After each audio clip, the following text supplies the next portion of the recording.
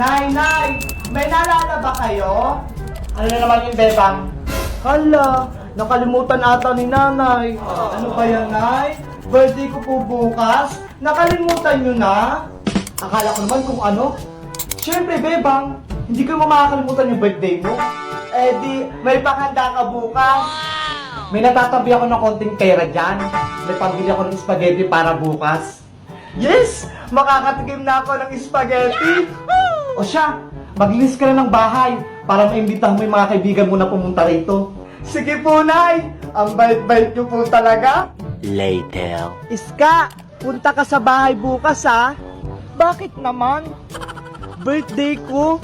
Maghahanda si nanay. Talaga? Ginagawa? Oo, kaya punta ka, ha? Masarap yung magluto ng spaghetti. Sige, pupunta ako. Antayin kita bukas. Uwi na ako.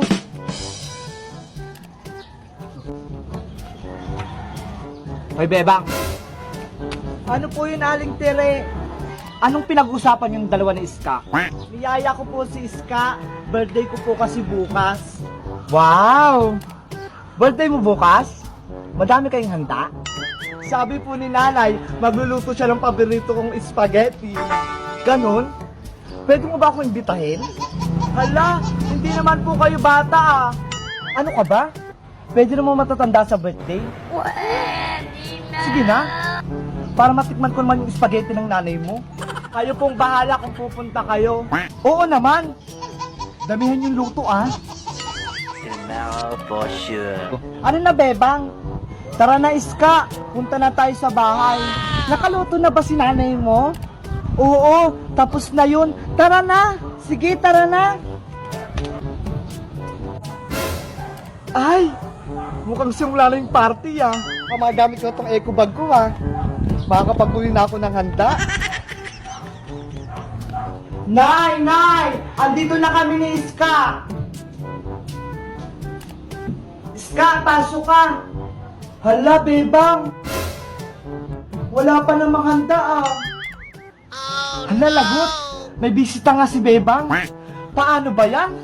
Nabayad ko sa kuryente yung pang-budget pang spaghetti niya. Malulungkot siya nito, malamang. Ilabas mo na yung spaghetti, Nay. Ayan na ako, bebang. Ay, ayan na. Eto na. Pagsalo-salo natin yung tatlo. Ay, abasitang. Kasali ako dyan. Huh? Ba't nandyan ka, Tere? Inimbitahan lang naman ako ng bebang kahapon. Balita ko, may pa-spaghetti ka. Naku, lagot. Pinagmamalaki nga ng anak mo. Masarap daw yung luto mo. Pinilit niya ako na eh. Gusto niyo daw maki-birthday? O sige na. Pagpasensya niyo na itong niluto ko.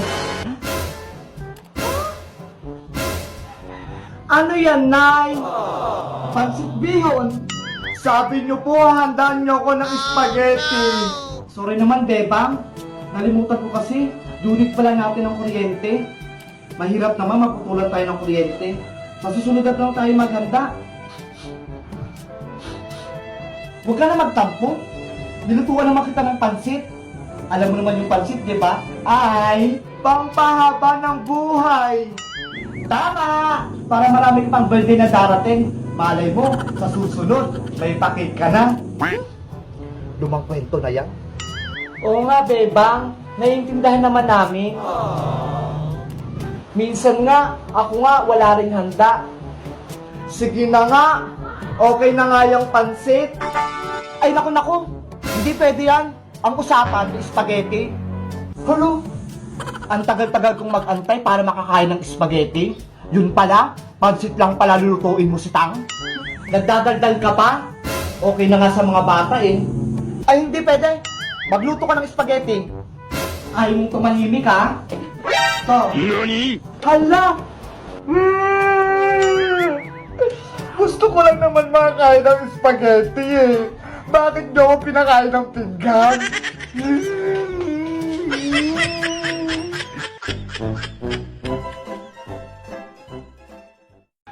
Nay! Anong ulam natin? O ito, pinagtitong isda, bebang. At ingat sa pagkain. Matinig pong tilapia. Wow, ang sarap naman yan! A few inches later. Nay! Oh, no! Nay! O ano yung bebang? Natinik po ako! Diyos mio! Sinabihan na nga kita kanina para hindi ka matinik. Saglit lang. Kukunin ko lang yung pinagong saging. Wow! O ito bebang. Para saan tong saging? Lulukin mo para matanggal yung tinik. What? O ano? Natanggal ba? Meron pa rin masakit. Ay sus! Eto pa! Kainin mo pa to!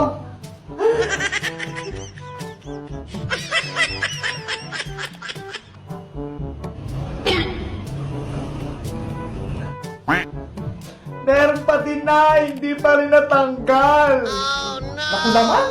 Saglit! May kukunin ako. Ibuka mo yung bibig mo, bebang. Dali! Susukutin ko lang yung tinik sa lalamunan mo. Ewan ko lang, di pa yung matanggal. Ah! Wala naman sa lalamunan yung tinik eh. Akala ko ba na tinik ka? Opo! Eto oh! Sa paa, naapakan ko!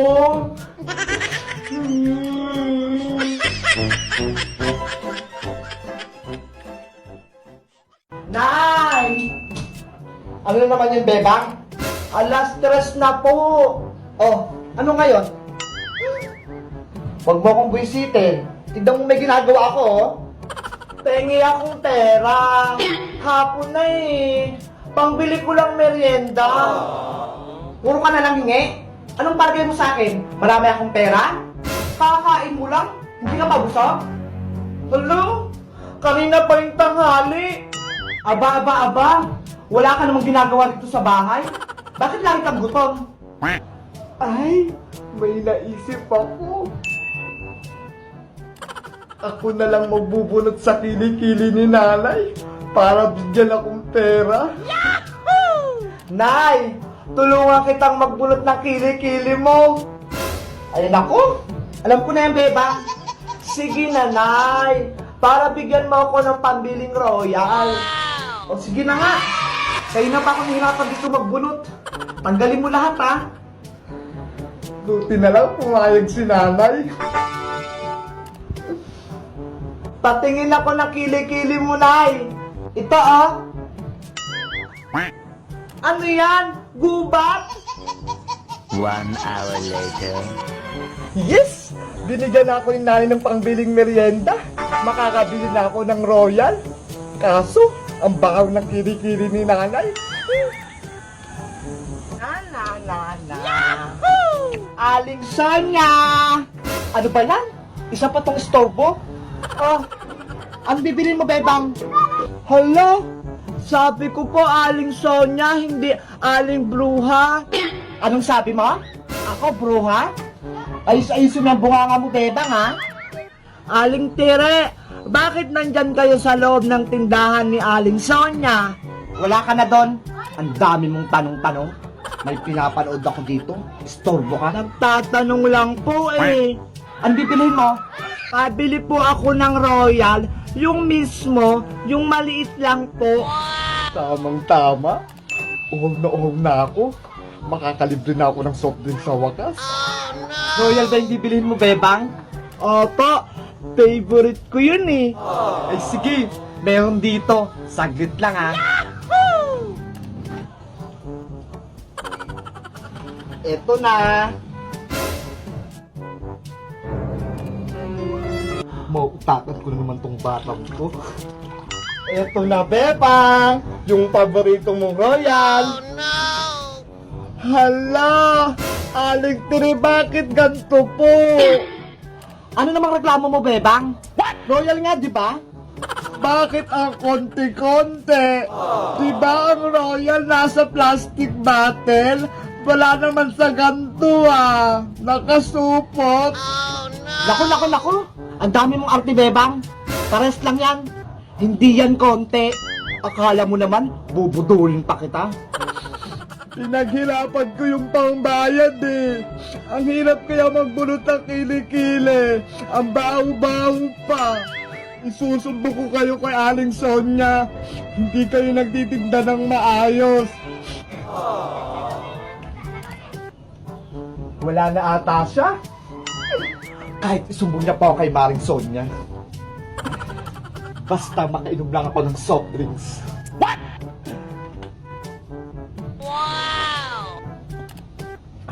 Wow! Refreshing!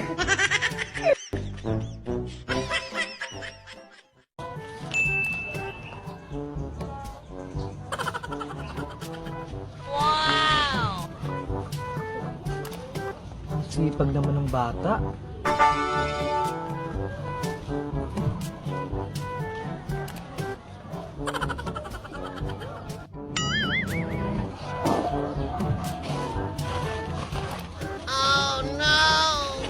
Hoy bata! Huwag mo kakalin yan! Matas ka dyan! Kinakalat mo lang yung basurahan. Hoy Maring Sonia! Huwag ka naman ganyan sa bata. Kawawa. Himala, may awa ka pa pala, Tere. Oo naman. Naalala ko nung bata-bata pa ako. Ganyan din gawain ko. Namumulot ng basura. Masaya na ako kapag may nakita akong pagkain sa basurahan. Buo na yung araw ko. May laman na yung tiyan ko. Grabe din pala pinagdaanan mo, Mari. Nakaka-touch. Teka lang, Mari. Saglit lang. May kunin ako sa bahay. Gusto kong tulungan yung bata. Wow, Maring Tere. May pusong mamon ka rin pala. Nakakapanibago. Bata. Diyan ka lang ha. May ibibigay ako sa'yo. Huwag kang aalis. Siguradong matutuwa ka. Sige po. Diyan ka lang. Ano kayang kukunin nito? Later.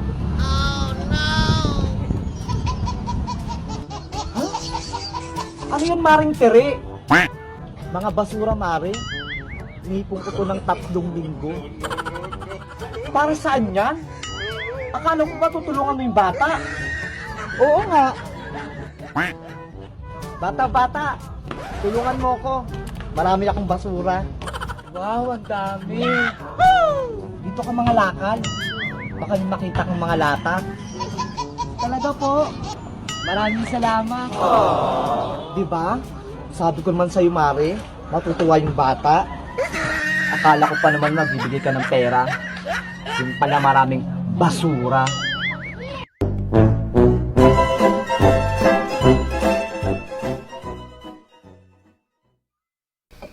Sayawan mo nga ako, tulad ng dati ha. Walang labis, walang kulang. Sinabi ng sumayaw ka eh. Gusto mo yatang tamaan eh.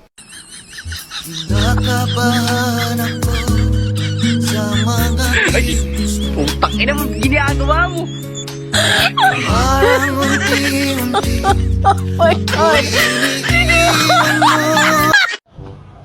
Oh, Maring Tere, sa kayo punta ni Paring Boyong?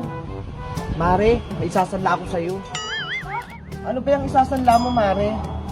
Hindi ano, kundi sino. Ha?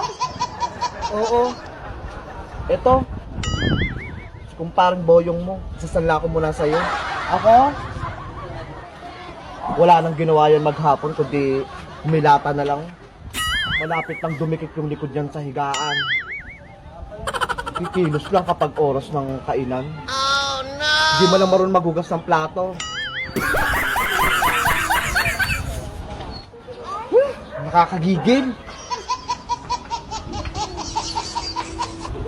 Akala mo kung sinong hari. Wala malang ginawa kundi magpalaki ng bayag. Magkano naman, Mare? Kahit 50 na lang, Mare. Wala namang makakwenta-kwenta yan. Loko. Maya ka sa akin sa bahay.